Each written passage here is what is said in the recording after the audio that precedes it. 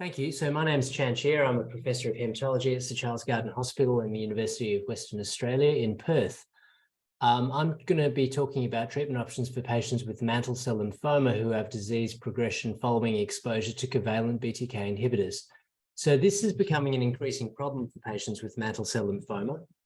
Patients with this disease now, broadly speaking, across the world have access to covalent BTK inhibitors, and by covalent non-reversible BTK inhibitors, I'm including agents such as the first-in-class oral therapy ibrutinib, acalabrutinib, and zanubrutinib, which are both second-generation agents which have favorable side effect profiles, but they are not active in patients who become refractory to ibrutinib. Prior to the availability of newer therapies, patients who experience disease progression following the failure of covalent BTK inhibitors had a fairly poor prognosis. And a number of groups looked at the outcomes of these patients, particularly those who were treated very early on in the course of the development of these agents. And median survival was actually pretty poor, and sort of generally speaking, between 6 and 12 months.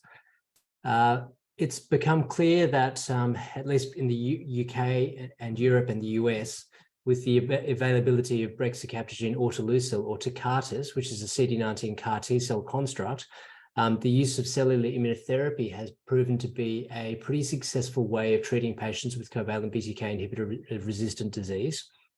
And we've recently seen longer-term follow-up from the ZUMA-2 trial, in which patients were treated with Brexacel, and the response rate was very high. And with longer follow-up, I think about 3.5 years, we're seeing durable complete responses, with a number of patients having maintained their response now towards 3 or 4 years from receiving their therapy. So I think that cell therapies clearly demonstrated that durable responses and potentially cures are possible for patients who experience progression following BTK inhibitors. Now, the problem, of course, with CAR T is that it is not without its toxicity issues. And in the short term, the two main ones are cytokine release syndrome, which is a constellation of fever, hypoxia, and hypotension, which is usually fairly readily manageable. But in particular, on the ZUMA-2 trial, there was a degree of neurotoxicity seen as well. And we know that this so-called ICANS, which is a side effect seen with CD19 CAR T cells, but more so with agents such as Axicel and Brexacel, which is very similar, can be problematic. And patients with mantle cell lymphoma, of course, frequently elderly. And so I think that the deliverability of cell therapies such as Brexacel is not necessarily going to be universally applicable, and therefore other options are needed. Of course, we have seen recent data presented on what we call non-covalent or reversible BTK inhibitors, and there are a few of these in development, but the one which is probably most mature is called pirtobrutinib. Now, this agent has accelerated FDA approval in patients with mantle cell lymphoma after exposure to covalent BTK inhibitors. And we have now looked at this in a fairly large cohort of patients treated on the phase 1/2 Bruton study with longer follow-up, just published in the Journal of Clinical Oncology, suggesting that the response rate remains reasonably encouraging at around 52%. The CR rate is about 25%, and the durability of responses is reasonable in a patient population that is largely refractory to covalent BTK inhibitors. The other thing to comment about pirtobrutinib is that the side effect profile is very favorable, and the incidence of grade 3 or higher adverse events is fairly low.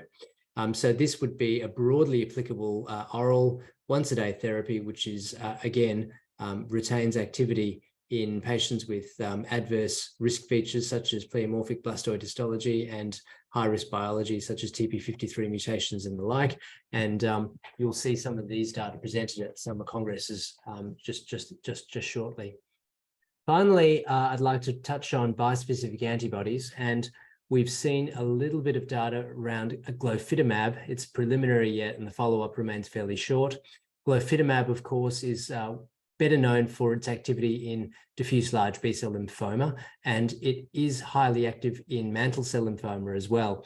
We've seen about 37 odd patients presented at ASH last year, patients with largely BTK inhibitor, covalent BTK inhibitor refractory mantle cell lymphoma, and glofitamab, of course, being a T-cell engager. It's a CD20, CD3 bispecific antibody, stimulates host T-cell synapse with CD20 on mantle cell lymphoma cells and induces T-cell mediated cell kill.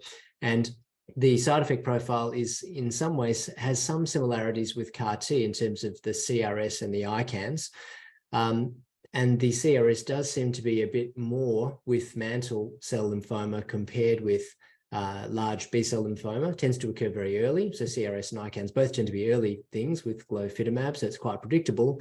But what's, I think, most impressive is the high CR rate seen with this agent, probably exceeding 70%. Although, as I mentioned, data are preliminary. And again, once you get first the initial cycle, the tolerability of agents like glofitamab are reasonably, it's reasonably manageable. There are other CD20, CD3 bispecifics with cohorts of mantle cell lymphoma enrolling as well, including epcoritamab. And there are a number of these agents under development, but probably glofit is the one where we've seen the most data presented so far.